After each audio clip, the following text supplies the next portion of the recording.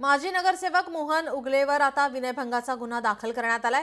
मोहन उगलेवर आता दुसरा विनयभंगाचा गुन्हा दाखल झाल्याची माहिती आपल्या विरोधात खोटा गुन्हा दाखल झाल्याचं मोहन उगले यांनी म्हटलंय। 2 महिन्यांपूर्वी महिला सामाजिक कार्यकर्तीचा विनयभंग आणि आता कल्याणमधील एका महिलेने मानसिक त्रास देत असल्याचं तसंच शिवीगाळ करत विनयभंग केल्याची तक्रार दाखल केली आहे। या प्रकरणी बाजारपेठ ठाण्यात गुन्हा दाखल झालाय।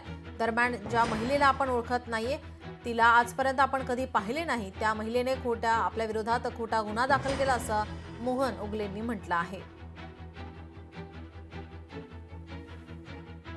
मोहन उगले ते सतत माझ्यावरती येता जाता वाईट नजरेने बघतात, माझ्या कामामध्ये अडथळे आणतात, प्रशासन अधिकारी त्यांना मदत करतात आणि सतत माझ्यावर मानसिक दबाव आणतायत।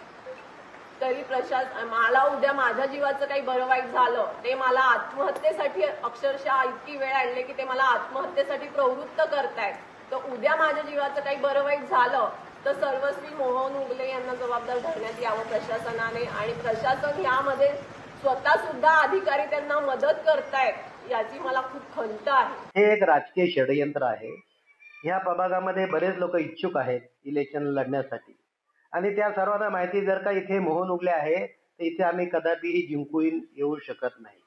मग शिखंडीप्रमाणे नचीतून बाण मारायचा आणि मोहन उगलेला ह्या त्या प्रकारे बदनाम करायचं, यानं त्या बदनाम करून माझं काही होणार नाही। या प्रभागातील जेवढ्या महिला आहेत, नारी शक्ती आहेत, किमान 2 ते 2,500 3,000 महिला माझ्याबरोबर असतात, माझ्या शाखेत असतात।